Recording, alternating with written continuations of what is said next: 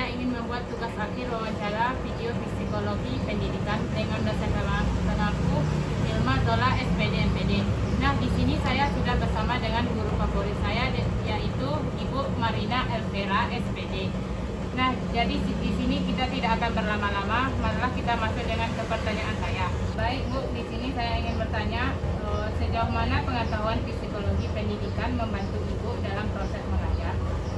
Baik, saya izin menjawab ya Isya. Jadi pengetahuan tentang psikologi pendidikan ini dalam proses mengajar ini membantu saya untuk mengenali bagaimana karakteristik peserta didik. Jadi kita tahu dengan materi psikologi pendidikan mengajarkan kita bahwa setiap peserta didik itu memiliki karakteristik yang berbeda-beda.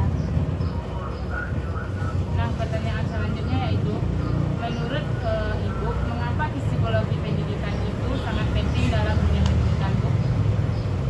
Psikologi pendidikan ini sangat penting dalam dunia pendidikan karena dia mengajarkan kita, ya tadi sudah dijawab, kita bisa mengetahui bagaimana karakteristik peserta didik. Karena di dalam sebuah kelas, peserta didik itu mempunyai karakteristik yang berbeda-beda. Di ilmu psikologi pendidikan ini mengajarkan kita bagaimana untuk mengatasi, untuk memperlakukan setiap peserta didik yang berbeda-beda tersebut, contohnya dengan memberikan pembelajaran yang berbeda-beda. Berarti dia karakteristik siswa yang di dalam kelas itu berarti banyak yang berbeda-beda ya? Ya, setiap siswa berbeda-beda, tidak ada yang sama. Mungkin rambut saja yang sama hitam, meskipun kalau kita berbeda-beda, maka karakteristik siswa pun juga berbeda-beda, tidak ada yang sama, tergantung guru saja, guru mata pelajaran yang mengajar. Baik Bu, pertanyaan yang selanjutnya yaitu, bagaimana cara Ibu menghadapi siswa yang kurang fokus saat pembelajaran berlangsung, Bu? Jadi untuk menghadapi siswa yang kurang fokus dalam pembelajaran, mungkin dalam kelas siswa yang kurang fokus itu kita pindahkan duduknya ke depan supaya lebih fokus dalam menerima pembelajaran atau materi yang kita jelaskan, atau mungkin kita berikan pembelajaran terkhusus dengan memberikan video pembelajaran tersendiri atau memberikan quiz mungkin quiz interaktif yang kita bikin di quiz, mungkin siswa tersebut lebih dominan dia menerima materi tersebut dengan cara mendengar, melihat video, bukan hanya sekedar menonton materi yang dijelaskan oleh guru saja. Oh, berarti kuisis ini emang setiap hari memang harus dilakukan di dalam kelas atau cuma satu kali seminggu ya? Satu kali seminggu saja, karena kuis ini kan kita beragam, kita menggunakan kegiatan pembelajaran yang interaktif yang beragam-ragam. Iya. Jadi kalau kuis ini mungkin kita gunakan untuk evaluasi saat mungkin memberikan kuis atau ulangan harian, soalnya kita bikinkan di quiz supaya lebih interaktif kelas jadinya dan siswa lebih bersemangat, menimbulkan motivasi yang tinggi untuk peserta didik kita yang belajar. Nah Bu, jadi pertanyaan selanjutnya, menurut Ibu nih, bagaimana peran guru dalam menjaga kesehatan mental siswa, Bu?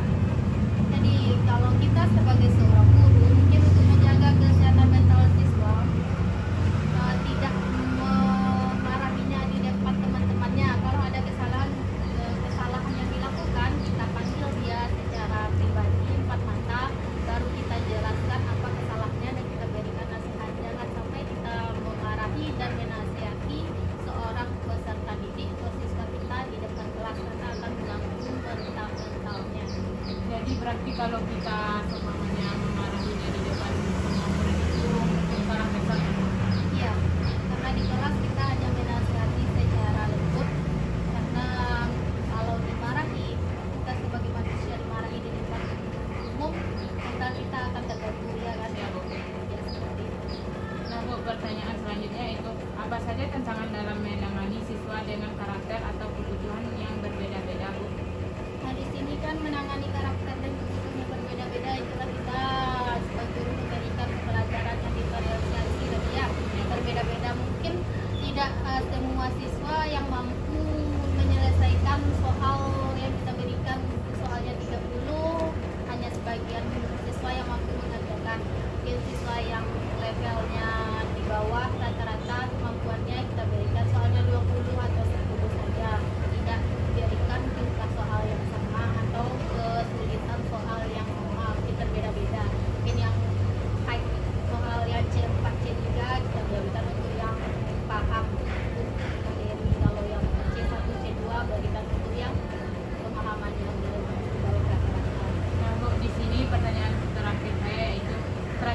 apa saja yang Ibu gunakan untuk meningkatkan motivasi belajar siswa, Bu?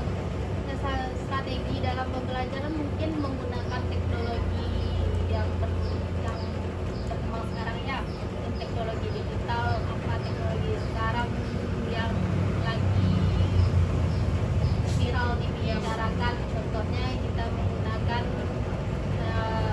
video pembelajaran, kita menggunakan quiz, boleh kita menggunakan AI selagi itu bisa untuk menolong atau membantu kita dalam pembelajaran. Berarti Bu yang menggunakan kita ini nggak masalah ya, Bu?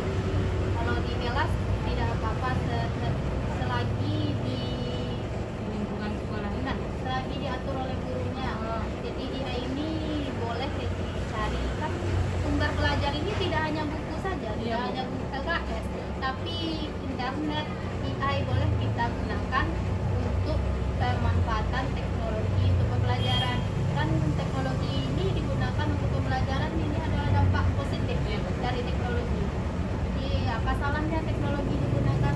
Semakin dalam dia menggali sebuah materi, berarti pemahamannya semakin Banyak. banyak ya.